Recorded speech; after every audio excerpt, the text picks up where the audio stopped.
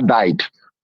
They never mentioned those names till now. Polike followed. Future Williams followed. What about this man? Yinka Odumekod. What in the name of? Yes, this one followed. They died mysteriously, all of them. So I concluded that now that Tinubu, I feel that Tinubu has a serious problem with Nigeria itself. Then coupled with Nigerians that insulted him, he now said, "Let me kukuma put all these people in one basket and." Because I don't see reason why, as old as Tinubu is, he can barely walk normal and still doing all this thing he's doing without thinking even that what if I sleep this night, if I didn't wake up, if I fall asleep as an old man, he see people suffering. Except like you said now, except they are giving him another newspaper or they are tuning cartoon for him in television. He's not seeing what is happening, or they took away all his phones. Like Africa Wahala said, abusing him. Everywhere he goes, he tells people that they are abusing him.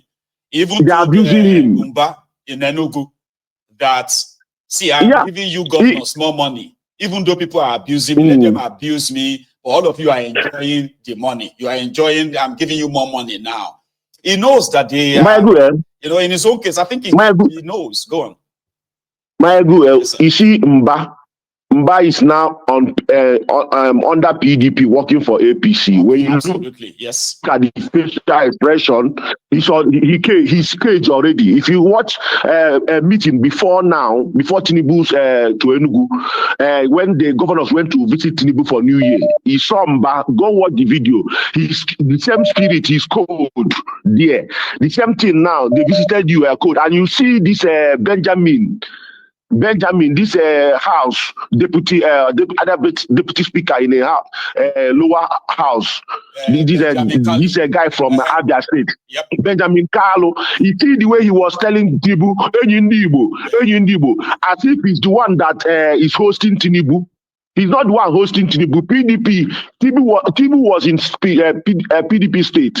Why is he APC now saying he came before, he was standing before the governor that's supposed to be in front, like all these bye-bye sir, welcome sir, that line they used to stand for Tinubu. So Benjamin Kalu was in front. So that means they convinced Mba is already hoping, although they helped him to be there because he forged certificate and they mandated the army not to probe him when they wanted to. You know, they stopped the court, they stopped everything. So Mba is under PDP now, working for APC. Everybody in Enugu State should know this. So Ludo is one step. Another shocker that some of this people should be looking forward to is that of Alex Otti. He's also on his way to APC. Alex Otti, it's just a matter of time. Alex Otti is there. What is Anambra State is already one leg in, one leg out. That's why he's talking anyhow, because they know that the judiciary will help them. So based on the thing, this thing you said about this woman, we know that this woman is vulgar. She talks anyhow on internet, and those boys are the people eating from the rich people. They are the errand boys of rich people. We know all these ones. But there's one guys. Yeah. But there's one thing that happened there, Mayegu, that made me worried. I don't want to talk about these people because I don't like them. You know, I don't like them because the young men, we're only chasing rich people everywhere they go, shouting on the internet, causing trouble, talking like little children on internet. So I don't like them at all, both the lady. But there's something that happened there. The guy that got the police to go and arrest her. No, it wasn't. Yes, they are not police. Those people are not police, my online. He got arrested by lying that she's the fundraiser for IPP because they know that that's easier way of, as they have turned out to be in that contraption. It's easier way to get rid of anybody you are suspecting. That is exactly that's exactly what I want to say now. Because if you want those boys, they can do anything to get food. That's where the infrastructure, so much infrastructure, that's what they are. They can do anything to get money. For them to drop that statement, and those people are not police, it's kidnapping in a normal country. Because those people are vigilante. First of all, they kidnap her.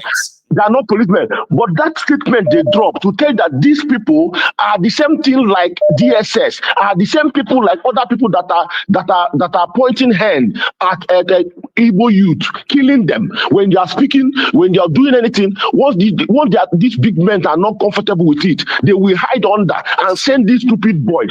For him to mention that statement, that means who knows how many people they have put the allegation on their head, and they took them. And they took them, disappear. So for them to say this thing about that lady, that means this is what they have been doing. Anyway, you know, Mazi, this is what they have been doing. That's what I want to say. Thank you so much. Let me take another one because of our time, okay? Thanks for calling in as well, all right? So I have our first lady caller in 2025. How are you, ma'am? Hi, I'm fine, Mario. Happy New Year. Happy New Year. Yes, ma'am. Our new chief of defense. Oh, I mean, that one would be princess. I'm sharing positions right now so that, maybe I should make you the minister of humanitarian disaster and all of that so that, since if we compare poverty, they will ask us how many food banks have we opened to feed the poor? Abby? Nah. A lot of us, we one thing I've noticed about Nigerians is we want the messiahs. Somebody to go and fight that battle. We are not ready to get involved, and that is like why lose anything, but we want somebody to be there too. You know that? Yes, exactly. The messiah complex. I'm trying to help all of you. I'm trying to save you. My guy, come on, shut up. You can't even save yourself. You want to save me. Save us. That's why you see a lot of people around there like having that messianic complex and say, I'm just fighting. It is, well, it's because they have the followership. So, and a lot of people, I know they catch feeling. You understand? I look at what the person is saying and I agree, even you, Mario Good, sometimes that I don't agree with you, what you say that, but I know, too, yeah. That's but the only thing, we are not robots, exactly, yeah. Go on, ma'am. And the only reason I respect your platform is you give everybody a chance to view their own opinion. That's right. And we're learning from you. You're learning from the Templars as well, and that's the way to do things. That's right. So the main reason I actually called, I've been trying to cut him busy, is that the tragedies that happened in Nigeria. It is so unfortunate. We've lost about 100 lives, and life is just moving on, and everybody's just moving on to their own thing. It's a shame. And the tragedy that happened in Ibadan, my thing is, where is the police there? Because my understanding, unless Nigeria is different from the other countries that work, my understanding is the police is responsible for crowd control. Absolutely. Because if you go, they won't act except you pay. Yeah. Even here, they will pay you for the organizers pay. But the thing is, if you're gonna go have that kind of event, you have to present your contingency plan to the police. They will look at it. Yep. They are the ones to decide this is how many personnel you're going to need for security and all that. So my question is, what was the plan that they approved? You see, they're arresting the organizers and the principal, and to me, that's just a band-aid solution to the problem. Mm-hmm. Because the organizers are saying that they were expecting security to be there by 8 o'clock. They have like 200 security personnel, including police officers. So, which tells me the police was aware of this thing. Mm-hmm. They actually assign officers to be there because how would they have police to come to that event if the police department did not approve it? You know, and one of the departments of your state's government was also aware of it. I think that maybe the Department of Women Affairs or something.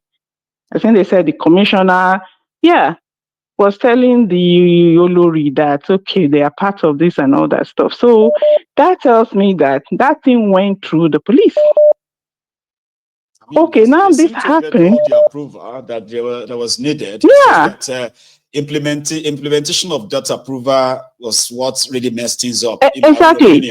So, yeah, but they first came out and said they were not aware of it. And I'm like, what? I know. What do you mean? How can you come out and say that? Even for saying that inspector of that area should be fired immediately. I mean, like, they should fire him immediately. What are you talking about? You mean an event that was published on local media? They announced this thing on local radio for days. And it's not only Agidigbo. Yep. From what I heard, from other radio stations announced this thing. It event that hundreds of thousands of the residents of your locality are aware of. Thousands of people are going to participate in, and you're not going to come out and say you were not informed. Man, that police chief should go. He should have been fired immediately, like that. You know, and if they had looked at it as their own failure, like, how did we drop the ball here? Let's even assume that, let's give them a pass that they didn't know that there would be a stampede. Okay, when the Ibadan thing happened, in my own opinion, I don't even see how you will tell me you don't know that stampede will happen. In Nigeria, where stampede was happening for distributing bread, that alone shows you that if something like that is going to happen, they said people have been there overnight. Exactly. Should have sent a security threat to deal with. There you go. Like, we have this for you now to move the security ahead further to say, okay, instead of us being there at 8 o'clock, then we will have to be there by 5, 4, you know, to maintain, you know, to control the crowd there. And if they have done that, now they would have known that, okay, we need to do better for this kind of situation. They would have prevented the one that happened in Anambra and the one that happened in Abuja. Because now they would have known that, okay, there's going to be a stampede. They would have sent memo all over the country to say, okay, you need to prepare better if you have this kind of event that's going to happen in your locality, right? And they would have brought personnel there.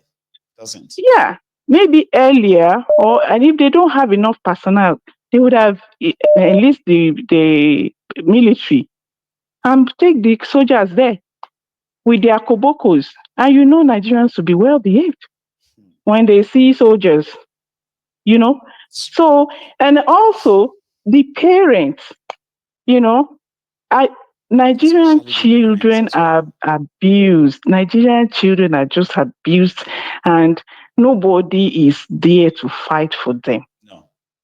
That's just it. Because the safety of a child is the responsibility of the parents first. And where you fail in that responsibility, you will answer to the law. That's when the government steps in.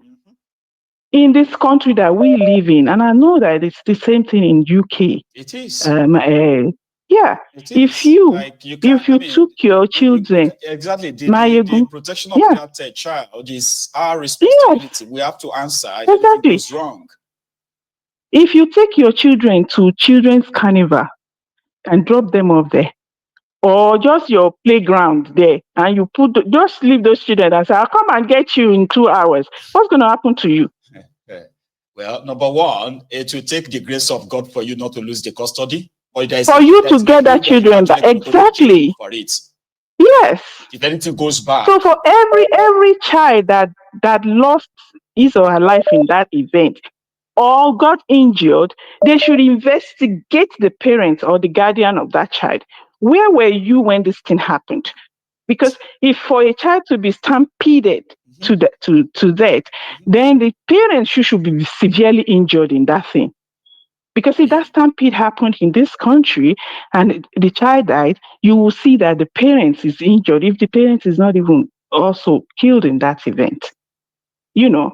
So all these things that I know, you can be a victim and a perpetrator at the same time. Yes, you can. At the same time, you can be. If you put a child in a car that's supposed to be in a car seat, and you fail to put that child, fasten that child in a car seat, somebody hits you in the back, and the impact for manslaughter if anything happens to that child. Threw that child out of that.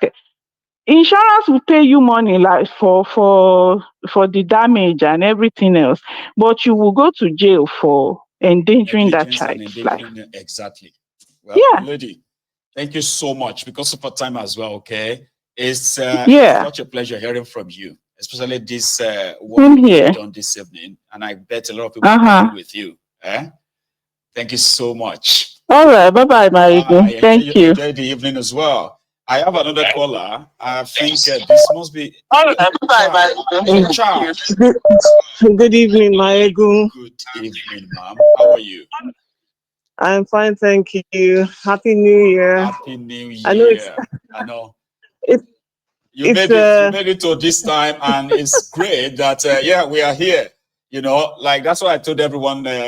In January, so on the 1st, I said to those of us who made it through, right? It seems like it's not a big deal, but it is. Okay, the year of our Lord, they call it. It is. Every time we had that crossover, it is, my brother.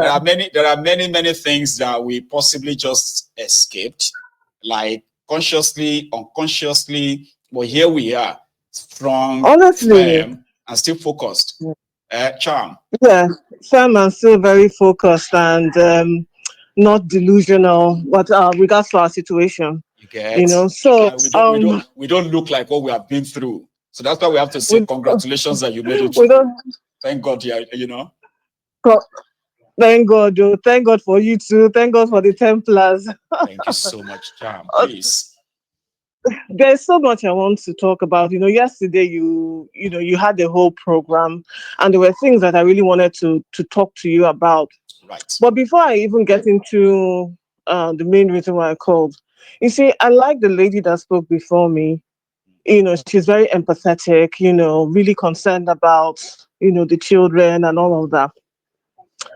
But when she says something, when she now asks like, oh, the police and all the wraparounds that you should have regarding hosting such an event and things like that, it makes me understand that she really doesn't understand the Nigerian situation. We don't have a police. We don't have a police. Nigeria is not a country. If Nigeria was a country and it was defined and the citizens understood what it meant to be a citizen of a place, and the security officers understood their remit as security officers, and we had people who understood what the wraparound is, when you're given a role or an institution and things like that. Nigeria is not a real place. When you start to understand that Nigeria is not a real place, then you stop having expectations around police, and especially the kind of police that we have in Nigeria. The ones that slap people for fun, the ones that kill people for fun, the ones that will throw people in jail for the heck of it. That's not a real place. You don't have a real police. So, I think with regards to what has happened to the organizers and everything, you can only pray that somehow they get out of it. But as long as you're living in Nigeria, this is the reality. It's not a real place. You don't have a real police. No. So saying no, you have to submit your request and they tell you this or that. That's not America. That's what you do in a civilized country. That place is not a civilized place. It's not a real place. So let's stop having any expectations. Let's stop, putting like if you don't have expectation of them, you will have no disappointments. You have no disappointment. When you expect something from them and then they turn out the way it normally turns out, you are so disappointed, heartbroken. And I don't think anybody should get themselves into that. I mean, to that experience, like breaking your heart. When you understand exactly what Nigeria is, right? You stop having expectations. When people say, oh, let's talk to the government, what government? Tinubu's government an illegal entity? Yep. You want to talk to them to do what exactly? To do anything that would, take the remit away from them. That's not going to happen. Let's stop saying things like that. Let's start talking about how we will go for, like somebody was talking about, people expecting a Messiah. And that's what I see a lot of people doing, right? Okay, who is going to do it? Oh, who is going to do that? Who is going to... Nobody is going to do anything. People used to, Charm, people used to ask me, when I talk about these things, right, then they will come here and say, how many people have you helped, Mayegu? You always come here and condemn government and in your village. How many borehole have you given to them? How many road have you constructed? I was like, why should I be the one to construct borehole when you are supposed to have the public water provided by the government? Why should I fix a road? Like, what are you even asking me to provide a road? Like, people kind of say that because to them, they have this mentality where they say the government is supposed to work. They say that to them all the time. They say government can't do everything. We should. That's why you see their politicians. They will steal money meant for healthcare, okay? And then they will now start giving donations to people who can't pay hospital bills. You get that now? They will steal the money that could provide healthcare for hundreds or thousands of people, or fix the road, only to become a charitable man, philanthropist. That he's a philanthropist, and you give him all these titles, like give him all these. Why should a politician give me scholarship if a system actually provide for quality, accessible education for me and my children? Why do I need to go to anybody to come and give me scholarship? It's like the 1+1 is not, or rather, let me say, the 1+1, just the basic understanding of a thing is lost on the Nigerian, the Nigerian people. It's almost as if they have this, I don't know how to put it, just the beggarly attitude, yes. Like, oh, they're having mercy on me, when this is something that is entitled to, you're entitled to as a so-called. But again, like, something Jennifer to me always says, Nigeria is not a real place. We can't call yourself a citizen because the place has not been defined, and that brings me nicely back to Macron. If there's any country that I hate with the depth of my heart, and I use the word hate because I don't know what other emotion to have towards that country called France. I've always had the feeling, just this notion that France is even worse than a third world country that is masquerading as a G7. If you take away all the African countries and all the, their lecherous, the way they've held on to African countries like ticks. If you've ever seen a tick and how it attaches onto, the scalp, right? Mm-hmm. Mm-hmm. That is exactly how France is. They are not wealthy by any means. The only wealth they have is the wealth of African countries. Yeah. And that is the money, that is the wealth that they've stolen by, ensuring that those continue to remain poor, illiterate, and unable to generation to exactly generation. From generation to generation. How do you explain they are doing us a favor? If not because of us, you would have been worse off. I say, what do you mean? See, Maigu, you know what? Macron's view is really the view of a lot of Europeans. You will be surprised. It's the same view of majority of Europeans you have in Europe, right? Their view is that they are doing Africans a favor. The fact that you are here in their country, you better be grateful for, for us allowing you to be here, for us giving you this visa, and everything, for you to come and stay and breathe the same air that we breathe, and things like that. They have that mentality. And in fact, I was speaking to my sister. She was saying to me that she encountered an elderly British woman, right, who told her that Nigeria and most African countries are still the property, because the British Empire encapsulates these colonies and we still belong to them. And I said to her, what did you say in response to that? She said that that the woman is almost dying. That she responded to her, the woman died. They will not come to arrest her. That she not to leave the woman alone. But we laughed about it. But she didn't want to kill somebody by the word of mouth. She didn't want to kill somebody. But we laughed about it, right? But I sat down and I thought about it. She's right. Funny enough, that British woman, as delusional as she is right. Mayegu, did we really fight for our freedom? Let us tell ourselves the truth. Did we really battle the West or the Europeans Nigeria did not for fight for our the own freedom. country? No, we didn't. Nigeria did not fight for the it. country. We didn't fight.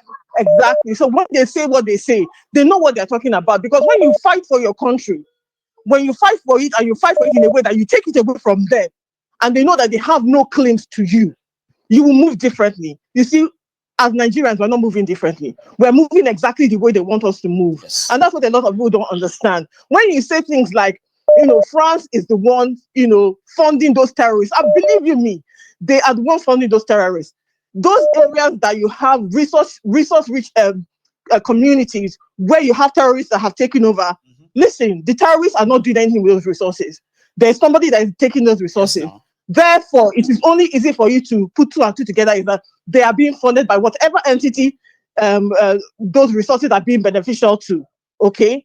And they are not Nigerians. They are foreign, whether it's China, whether it's America, whether it is France, Saudi Arabia, UAE, and the rest Saudi of them, Arabia, all whatever, investors exactly. in this whole... all those investors, they are the ones funding those terrorists. So nobody should come on my those platforms and say, oh, Macron, they are not the ones funding. They are the ones. They are the ones that funded those terrorists. They are the ones that ensured that those terrorists became a nuisance. And if you remember at the beginning of when Niger was fighting this battle with France, they said that every time